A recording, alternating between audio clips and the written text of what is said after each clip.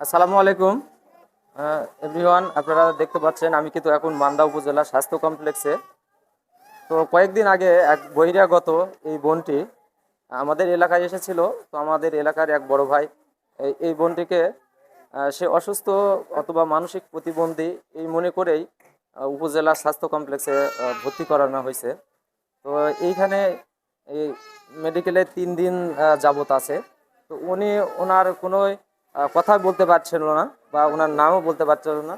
তো আমরা আজকের এই ভিডিওটা আপনাদের মাঝে আপলোড দেব। আপনারা অবশ্যই এই বোনটিকে ওনার পরিবারের কাছে পৌঁছে দেওয়ার জন্য বেশি বেশি শেয়ার করবেন। এবং কোনো সদয় ব্যক্তি যদি এই বোনটির পরিচয় জেনে থাকেন বা কেউ চিনে থাকেন, অবশ্যই এই ভিডিওর নিচে আমাদের হোয়াটসঅ্যাপ নাম্বার থাকবে, অবশ্যই আমাদের হোয়াটসঅ্যাপ নাম্বারে আপনারা নক করবেন। তো এই বোনটিকে আমরা যেন সঠিকভাবে ওনাদের পরিবারের কাছে পৌঁছিয়ে দিতে পারি, এই জন্য আপনারা অবশ্যই সবাই বেশি বেশি শেয়ার করবেন। সকলকে ধন্যবাদ।